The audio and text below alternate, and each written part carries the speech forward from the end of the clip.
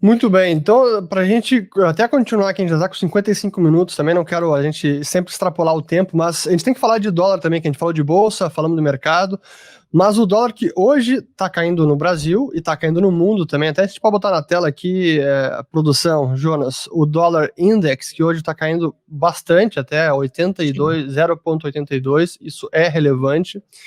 E essa é uma pergunta que a gente tem, né? Como é que o dólar vai se comportar, seja o Biden, seja o Trump? E eu tenho a minha visão, mas eu queria também ouvir a opinião de vocês sobre o dólar no mundo.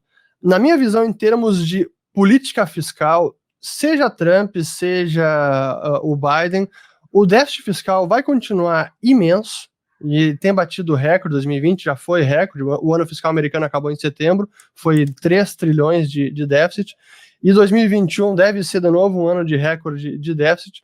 Então, marginalmente, eu diria até que o Biden pode ser um pouco pior, porque ele pode prejudicar a economia com a sua proposta de tax rate, né, de tributação, que acho que prejudicaria a economia.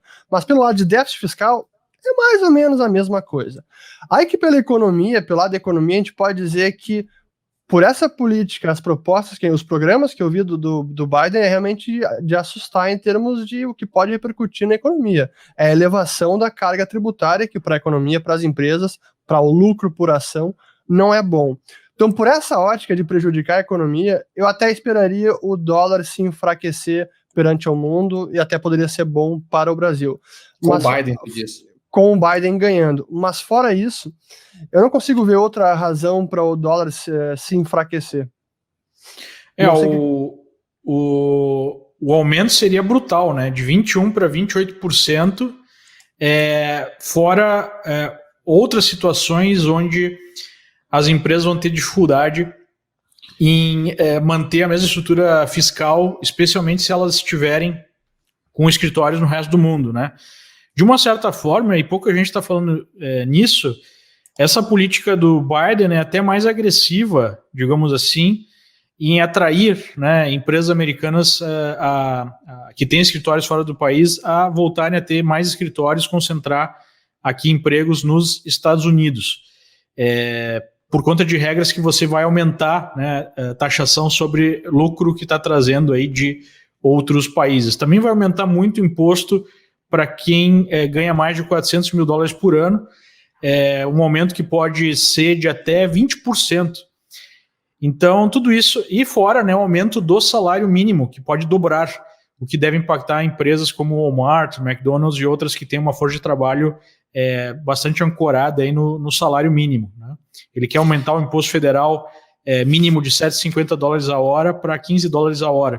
Se bem que pouca gente ainda paga $7,50 a hora. O Trump falou no debate com propriedade que, dependendo do estado, isso pode ser muito negativo para alguns estados mais pobres, né? Porque nos estados mais ricos, quase ninguém mais paga esse salário de qualquer forma. Nos estados mais pobres, as empresas, especialmente as pequenas, vão ter dificuldade em pagar esse salário maior e que pode até retirá-lo de negócios. Muitas dessas empresas vindo já de uma situação muito difícil por conta do coronavírus, né? Onde elas ficaram fechadas por muito tempo. Então, a aposta do mercado para uma certa neutralidade em relação à vitória do Biden, né, nem muito positivo nem muito negativo, é que esse aumento de impostos, que como o Alexandre falou, né, diminuir o lucro por ação, isso é compensado por um estímulo maior. Está falando aí de um pacote de $2 trilhões, se os democratas tiverem o controle do Senado, que passaria, né, acima de 1 trilhão e pouco que já está em discussão. Então, obviamente que isso seria, em tese, positivo para algumas empresas, né, por conta do aumento do consumo, mas para um prazo maior, aumenta, né, a gente tem falado bastante sobre isso, uma situação de déficit, porque os Estados Unidos já está com 300% de déficit em relação ao PIB, se somar todas as dívidas, né, dívida pública e privada, e você está colocando em mais $2 trilhões, né, injetando na economia, começa a ficar perigoso. Isso é muito negativo, né, para o dólar. Seria mais negativo não fosse uma corrida global para ver quem é que coloca mais dinheiro na sua economia, quem é que imprime mais, né? Esse é o problema. Né? Então, acaba ficando não tão ruim para o dólar, porque é um fenômeno global.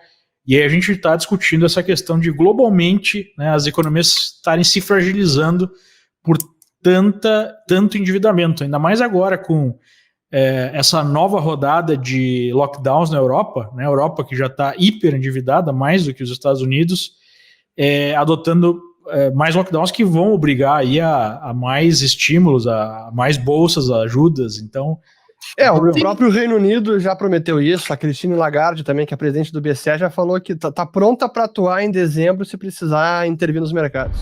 Tem